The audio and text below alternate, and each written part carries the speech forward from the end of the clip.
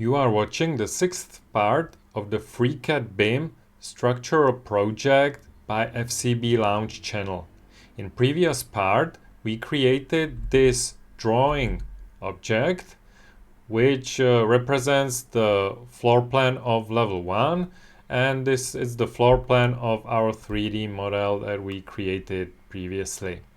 So in this part, we will be placing this drawing onto a tech draw page or a sheet with a title block.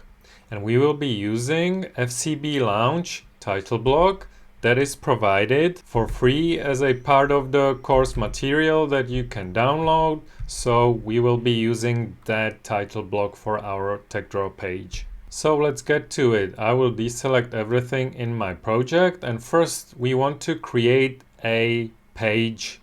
So we can do that by using the TechDraw workbench, or we can do that straight from BIM workbench because we have this tool and this is a new page. If I click it, I will be asked for a template.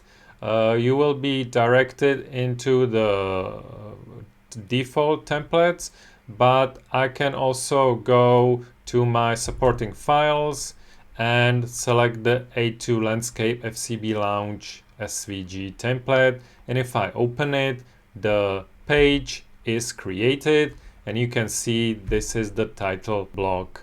You can also see that here in the BIM views panel we have got the drawings and we have got also the sheets. So this is nice overview of our project, and here I will zoom on the title, and you can see that some of the fields are already pre-filled, like for me it's who is created by or the project name, and some we will have to type in. So I will click here and type in this is structural 100.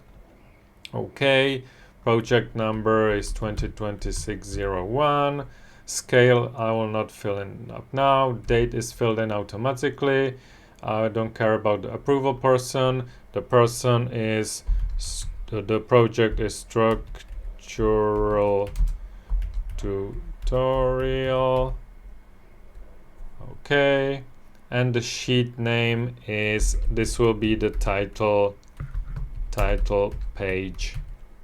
Okay, so we can fill this information in, and I want to name my sheets so I know what they are. So I will change the name of this to S100. So this is my sheet, and again, to make the project organized, I will create a group for my sheets. So again, I will use this tool to create a group, and I will name it sheets, and I will drag and drop my page onto the sheets so it's in here. So this is our title page, and now I want to create a S101 sheet. So I could create it from scratch using this tool, but what I can actually do is copy and paste it. So I will select the page, go to edit copy. I will copy it including the template. Now it's important that the sheet is empty, so I will hit OK. And now if I go to edit and paste, a S101 is created, so I can immediately drag and drop it to the sheets, and this is my page S101, and it's the copy, so I can just change those fields that did not that I want to change, and the sheet name will be level 1 floor plan. Okay, so, and I know that the scale also will be 1:75. We are not using this by default now. And if I know which scale I will be using for my drawing views, I can set up the scale of the page, and then the drawing views that will be placed on the page will be scaled automatically. So if I select the page and go to its data, here is the scale of the page. So I will click here and I will enter expression, click this button, and the expression will be 1 divided by 75. Hit OK, so it's counted automatically, and this will mean that if I place a drawing on my page, it will be automatically set to scale 1 to 75. So this is quite handy. So now let's place our drawing on the sheet, and so I will select the drawing. This will put me into the 3D space. Then with Control I will select the sheet so that FreeCAD knows on which page it should be selected, and then I will click back to 3D so that this button is active, and I will use actually this new view button. So I will click it. Now if I take a look at my page, you can see that the drawing was placed on a page, and it's this one. And you can see that everything we placed into the drawing container is already there. So the axes are there, the dimensions are there, the tags are there, and of course the section view objects are there. So I can click on the drawing and drag it on the place where I want it to be. So for now I will place it like this. And the important settings of the drawing are: the scale is used automatically, so I already know that it's 1 to 75. If I wanted to have it different, I could set up the scale differently, so I would do this. I would set it up also expression here, but you can see that this does not change anything because the scale was already 1 to 75. An important setting is the line width. You can see that the cut lines have twice the thickness of the projection lines, and the default line width is set here. It's 0.35, and this is in millimeters, but this, so 0.35 millimeters, is multiplied by the thickness of the viewed lines. So it's this, the line width, so it's 2, or for cut lines it's 4. So this means that here the line width that I would have is 0.35 times 2 for the projection lines. So this is quite a lot. So I would set it to, let's say, 0.2 for both, and it applies to all. And this would mean that the line width on the page when it's printed would be 0.2 times 2 for the projection lines, so 0.4, and for the cut lines it would be 0.2 times 4, so 0.8. So this is fine for me.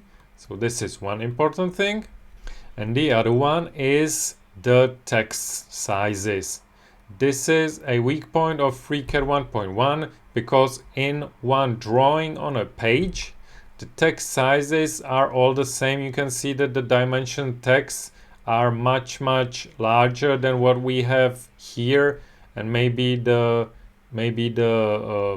tags are smaller.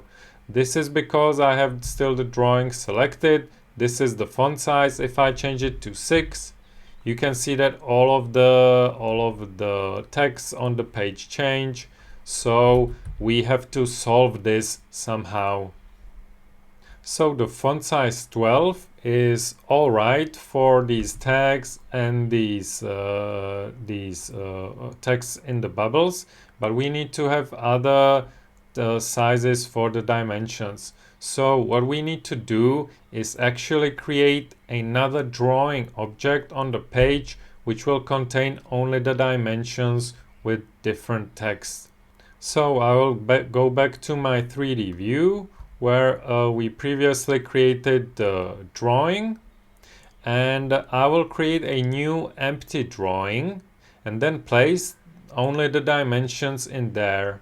So I will deselect everything and I will create a new drawing container. So you can see it's this one, drawing, and I will name it drawing dash a floor plan level 1 anno. I will just name it anno as annotation. And now I will drag and drop it into the drawings container. And now I will select all of my dimensions. So with Shift and drag and drop them onto the drawing annotation object. So they are inside of that. So I will drag and drop them here. So they are here. You can now see on the page that the dimensions are not there because they are not in the default drawing level 1 container. And so now we have to place this annotation drawing onto our page. So I will select the drawing, then I will control select the page, go back to the 3D view, fire up this tool, the new view. And now this second drawing is placed on the page, and you can see if I drag it, I'm just moving the dimensions. But now the advantage is that I can change the font size of this object independently of the font size of the other object. So I will, let's say, set the font size to 7. But now we need to make sure that the dimensions are placed exactly over the same place where we want them in the 3D view. You can see some snapping here, but it snaps to the middle of the bounding box of the dimensions, so it does not work for us. So we will have to create this bounding box manually in the 3D space. So let's switch back to the 3D space. And we will create a bounding box, and it doesn't matter about the bounding box exact location, but it has to be bigger than what will be on the page, so it's not printed.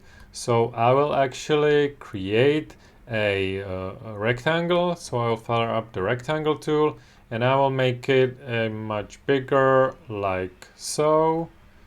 So it's bigger than my sheet size when I imagine it like this.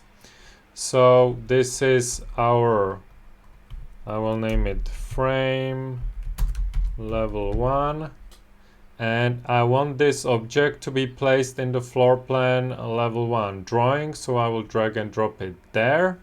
So now you can see if I look at page S01, the floor plan has moved, and if I drag it, like I will drag this one away, I will select this one, and I could move it like so. So the important part is that this frame is not on the page, and I want to have the same frame for the annotation drawing or the annotation object. So I will switch back to 3D. So, and this frame must be placed on the same place and with the same size. So actually what I will do is I will clone this object. So I will select the frame and use this clone tool because I want to have the exact same shape, and if I change it, it will change too.